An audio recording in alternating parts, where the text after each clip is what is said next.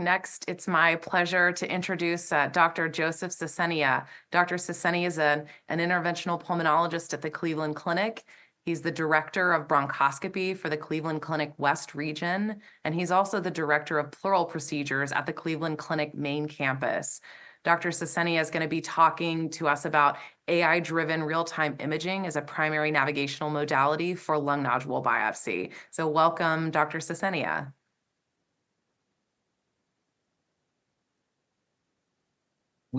We're not able to hear you. Okay. Oh.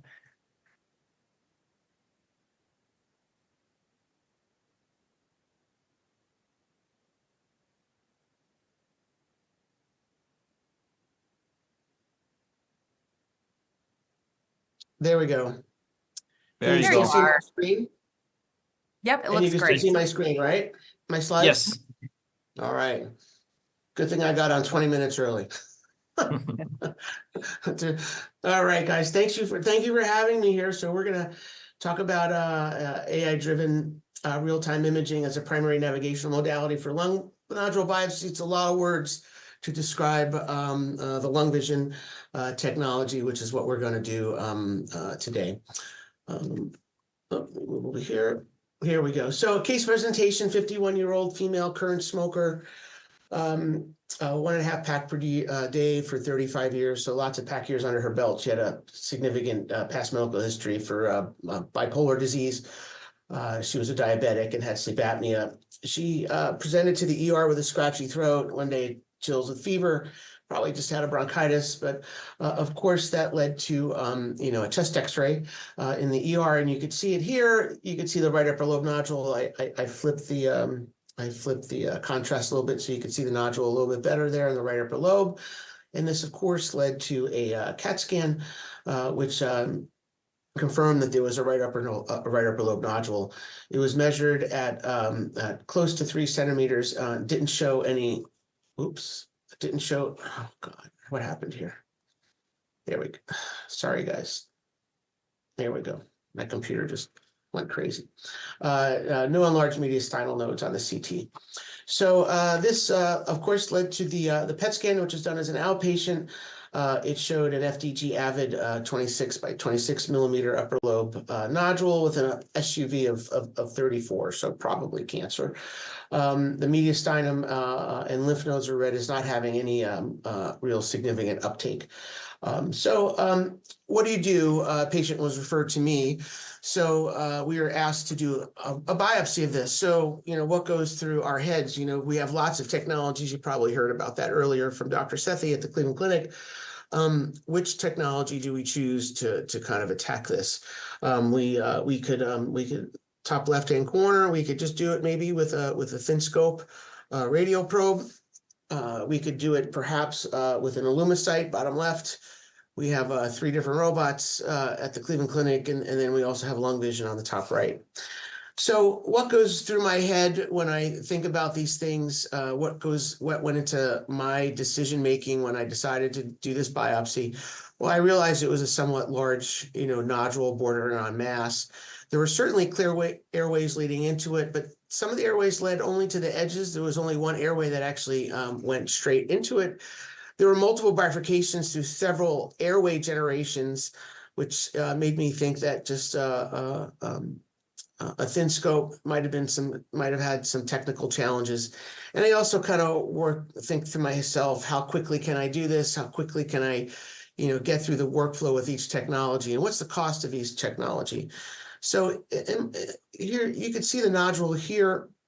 I did a little video of it, and you could see no great perfect airway to it. It's kind of sitting in an area where you could see a little nodule, airway coming into the middle of the nodule. I'm going to zoom in on that just in a second. But you could see that probably not the easiest navigation if you're just going to kind of go blindly. But with that airway sitting right there in the middle of it, as you can see coming in immediately, there you go, right there. You can see that would probably be easy for any kind of navigational technology to kind of get you to that area. So what goes through my head? So again, I'm not creating tables for everything, but this is what's kind of going through my decision process. I'm thinking of yield. Well, I think I can get a great yield with any of the technologies that we have at our disposal. What about ease of access? Well, I think that although any of the nav technologies probably be really easy to kind of get there, maybe just a thin scope with radial EBUS would have posed some difficulty given what I just said. The workflow speed, I think, because of how easy it would get to with any of the navigational technologies, I think it would probably be easy to do with radial EBUS or LungVision. I think LungVision is a little bit faster than a Lumicite and robot for a couple reasons, which I'll talk about later. So I thought the workflow speed would be probably similar with all of them. The cost, though, obviously radial EBUS with a thin scope, cheapest thing you could do. The Lumicite catheter robotic scopes are very expensive. The LungVision catheter are about 1/2 to 1/3 of those prices. And in terms of targeting, really only two technologies target well. That's the Lumicite and LungVision. The robot does, it does have the ion robot does have capability if you have a SIOS. But I think in terms of targeting and tool and lesion and digital tomography, I think with augmented fluoro, LungVision really kind of leads that pack. So I kind of came up with LungVision as the choice here. I thought it would be relatively easy of a nodule to access with LungVision, low cost, very easy to do, very quick procedure, and that's what I decided to do. So do we want to let me unshare my screen, and then maybe we could just show the video. So this is me doing the procedure. This is just the planning phase of the procedure. So just like everything else, I'm gonna mark the nodule. I'm gonna segment the nodule manually, as you could see me doing in a second. First, I mark the center of it in the planes. Unlike some of the robotic technologies, which automatically segment, we manually segment with the LungVision. And I'm segmenting right now. And once I get done segmenting, and you can see all of this is done not on a computer, it's done on like a little iPad-like device that we have. I'm going to choose now the airway that gets closest to it. And once I choose that airway, the airway will fill in all the way out to the trachea. And now I have a nice little pathway. I could do a fly-through, which is what I'm going to do in a second, a virtual bronch fly-through, just to kind of give me an idea of where I need to send my scope and the catheter. You can see, it's hard to see here, but there's a little purple line that you could see that flies through. So it kind of told me where I needed to go. And that's that. Next thing I do, I just I set up my procedure and I start the procedure. We'll get leaded up. We'll get the bronchoscopes in, clean out the airway, and then we'll get the procedure started. So there we go, launching procedure. So here we are. The first thing that we're going to do is we're going to identify the main carina, both on the planning CT and also on the digital tomo images. By doing this, we're able to identify where the isocenter of the lesion will be. And then we'll do a second spin or isocentering around the lesion to identify where exactly it is in space, and we'll update the target location. So when we do the nav procedure, we're navigating exactly to the lesion itself. So right now, you can see us doing a spin. We're lining it up on the main carina. The main carinal spin is just a 30 to 30 spin. Which is done over about 15 seconds, if that. We're lining it up now. You can see that I think this day we were streaming a case somewhere. That's what the guy in the back with the iPhone is doing. But this is just a quick 30 to 30 spin. And then we're gonna quickly transition. So it takes about 30 seconds, if that, for the DT to get done. And there we go. So on the planning CT, we identify the main carina, which I'm doing on the left side of that panel.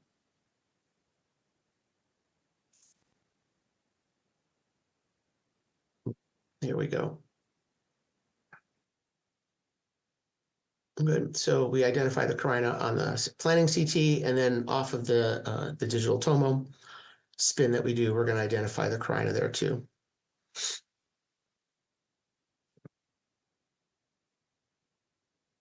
which will happen any second, I promise you. Here we go. You can see the panel in the bottom right, and there you go. So we're going to match up the same exact position. Once we do, I'll click proceed, and then we'll transition to a screen that will tell us where to move our fluoro screen. You could in 3 dimensions. So you can see the 3 check marks there. Basically, what we did in the cut there is we realized that we were 6 centimeters to the right, 6 centimeters too high. So we just move the C-arm to isocenter around the nodule. And now we're going to do a target updating spin. This is done at a larger angle sweep. We usually go 50 to 50. And again, this takes about 15 or 20 seconds to do the spin in and of itself. And then once we do that, and we're done, we wait about 30 seconds for the image to update, which it just did. Now there's my Tomo spin. You can see my planning CT is on the left. My Tomo spin is on the right. And then what I'll do is I'll go to the exact location where the nodule is clearest, and I'll mark the center just like I mark the center on the CT. And in this way we've updated target location as it pertains to both the planning CT and as it pertains to the fluoro images that we'll use to navigate to the lesion. You could do this both in a regular view and then what they call AI-tomo, which sort of pulls out a lot of the background noise of the CT and focuses just on the nodule. So now that we know exactly where the nodule is in space, and you can see my fluoro image on the bottom left, you could sort of see this nodule in the background on that fluoro, but what you could see there, if you look closely, is a yellow circle around the nodule. That's telling me that's an augmented image. That's an overlay on our fluoroscopy. The pink over there that you see is basically airways overlaid on the fluoroscopy too. So what I'll do is I'm loading up my catheter now.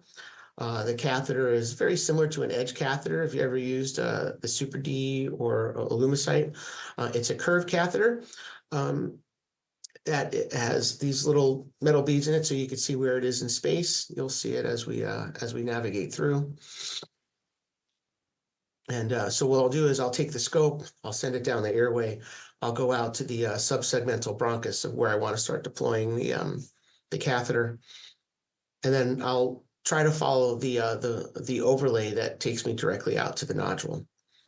Once I get out to the nodule, we'll do some other manipulation to see if we've actually gotten to that nodule directly through the airway that we wanted it to, that embeds what's within the nodule, or if it takes us to one of the ones that took us to the outer edges, which is what I kind of didn't want.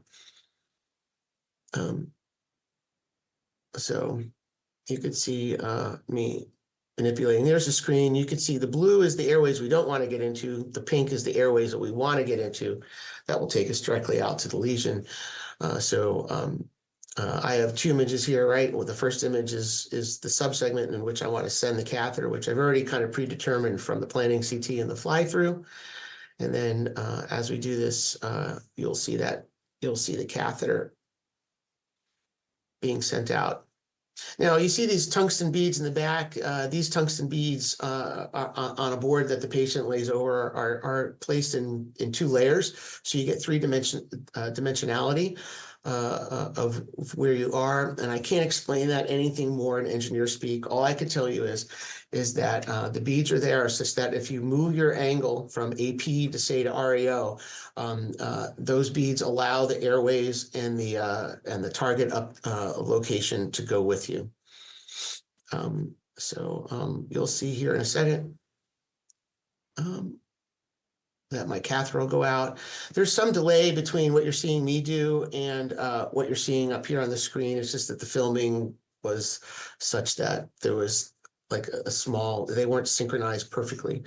So, but you can see my catheter coming out now.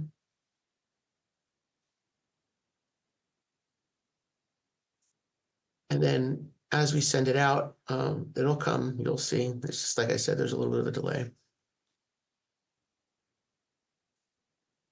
We'll send the catheter out. And then you could see it going out there. It looks like it might be going down the incorrect airway.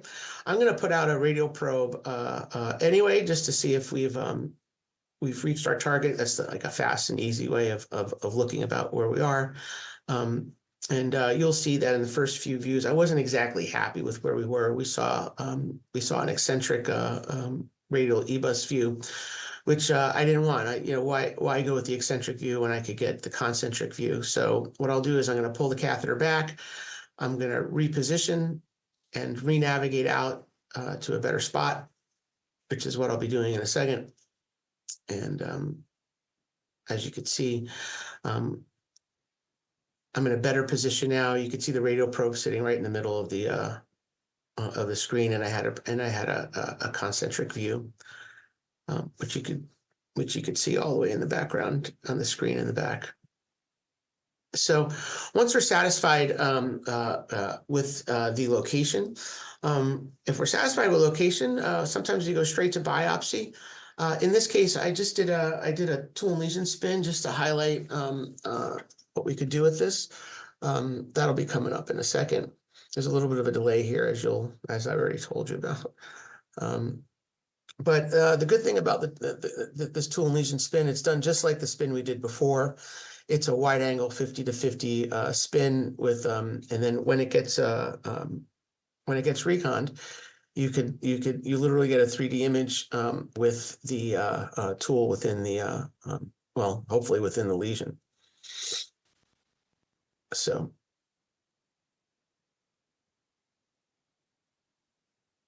And that's important, right? Because just like I think you probably have heard through other technologies today, imaging is what's important, right? We don't want to be targeting towards virtual lesions. Oh, there's my concentric view.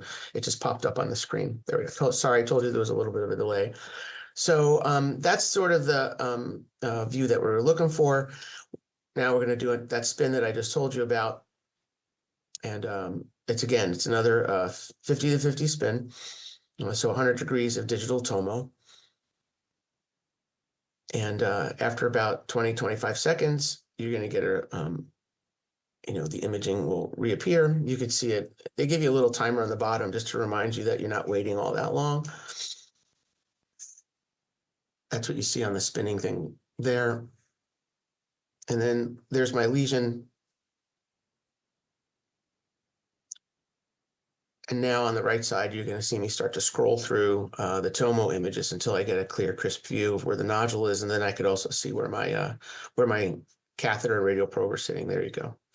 So that's the airway that I wanted. I wanted to come in directly into the middle of it. I didn't want any of the airways around the top or the bottom. I wanted my needle to go right into the middle of it, which is what we're doing. So granted, this is a large lesion. I probably didn't need to do that. For smaller lesions, this becomes super important because I really want to know where I am in relation to the lesion when I'm doing my biopsy. And the other thing that this does is it continues to update target location. There's a lot of times during a procedure where your target just moves. It moves because you've developed atelectasis in other areas. It moves. There's a variety of reasons why it can move. Large lesions, who cares if they move all that much? But smaller lesions, 8, 9 millimeter lesions, all they have to move is 3 millimeters, and then you've moved 33% of the distance. This is another nice feature. So if you're not directly in it, you could see where your catheter sits, either in front or behind or next to it. But basically, here on in, it's a piece of cake. We're just going to go in and do a biopsy. I use standard biopsy tools with this. Usually an arc point or any of the Paraview needles that are out. I always generally follow it up with a forceps, because they could do a lot more work with the forceps biopsy in terms of PD-L1 and so on and so forth. So I don't think I need to talk about how I do the biopsies. But again, you could just see there's my spin, and you could see it. Look, in every angle, you could see that I'm staying within that nodule, and we're just towards the end of the procedure here. Now, all in all, we've obviously cut little pieces out of this.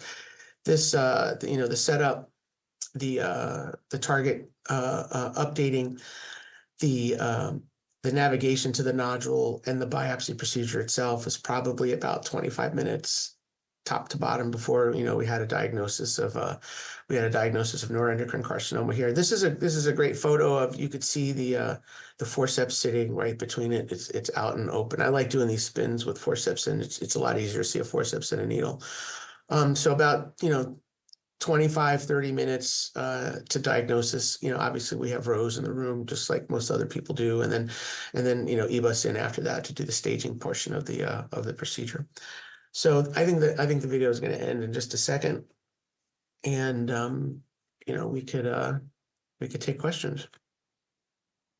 Great. Thank you so much. That's a great case, Dr. Cicenia. I think Dr. Majid may have a question or two for you. Great case, Joe. Thank you.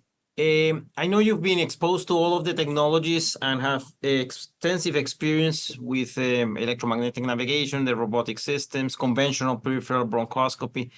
When you compare all those technologies with this one, what are the major advantages of this technology over the others? Well, so there's two things that kind of pop out with LungVision. First is that it's inexpensive. So it's much cheaper than everything else that's on the market. You could use LungVision with anything. We use it sometimes with our Ion robot, right? Because the Ion doesn't necessarily have augmented fluoro.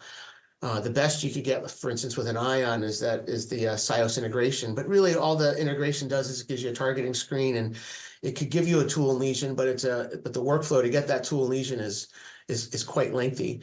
So you could use it with, we use it with the Ion, we use it with Monarch, we use it with we use it with a thin scope.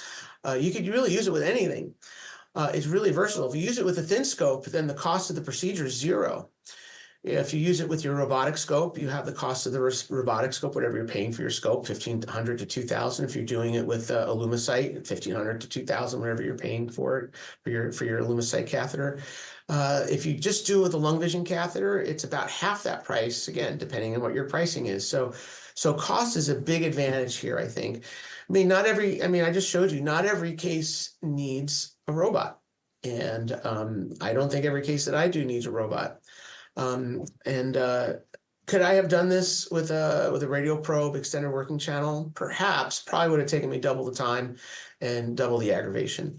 So because I don't have that augmented fluoro view, I don't know where the airways are, the augmented overlays of airways where I want it to go. So I think speed is also an advantage here, because you could really get out to the nodule pretty quickly. And then the third thing is that the imaging that you get is the overlays that you get and the augmented fluoro images that you get are so important. So if you get out there, you stick your needle out, and you're within that augmented, nodule, you could literally take that fluoroscope and you could spin it into 30 degrees, or right anterior oblique. You could spin it into 30 degrees, left anterior oblique, and that augmented image will stay with you. If your needle stays within that augmented image in two views, in two separate angled views, you're in the nodule. If you want to, you could do a full spin and confirm that with a tool and lesion. But the targeting is pretty substantial, and the imaging that you get is, the quality of the imaging is really the best in class. It's as good, I feel, it's as good as the images you get with cone beam CT. Now, not all cone beam CTs give you the augmented imaging. Even the ones that don't give you the navigation. So this kind of provides the navigation, the augmented imaging, and the ability to get tool and lesion. It gives you target updating. The only thing, this doesn't do is it doesn't provide you, LungVision isn't done with a robotic scope. Now, you can include it with the robotic scope, but they're just not integrated as of yet. So you kind of have to do your own integration there. But, the only thing it suffers from really is the lack of targeting with a plastic catheter. That's about it. Thank you. Since you all have all of this technology, when or would you ever choose to use, a robotic platform with cone beam CT, or would you never choose to do that and you would always choose to pair it with this system? I don't think you need to pair a robotic system with cone beam CT as long if you have the LungVision. So that's the thing. So where we at Cleveland Clinic, we have lots of toys, but the thing we don't have is access to cone beam because of all the cone beam suites we have, and we have a ridiculous amount. They're all being used by the vascular guys and the cardiologists, and we may get one cone beam room one day every 2 weeks. So, that's not practical for us. So, and again, if the imaging is as good and it's quick and the setup is quick and the spins are quick and the recons are quick, and the radiation is far less, because the angle sweeps are much smaller than a cone beam. So a cone beam, I mean, look, it's the same technology. It's a cone beam CT is just a wide. It's called cone beam CT because it's a very wide angle sweep, usually 180 degrees.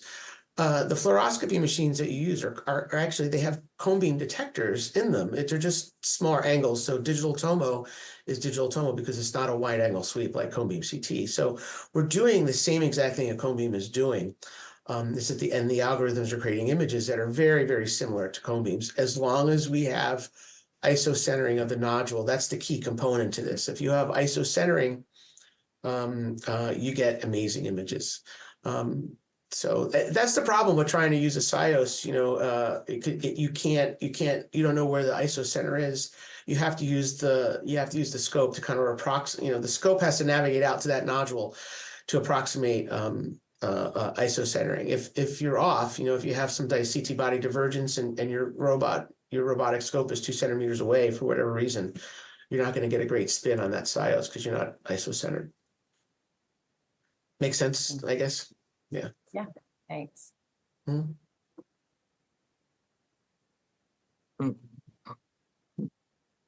One more question from me then. Are you able to pair this with any C-arm, or are you using a specific C-arm?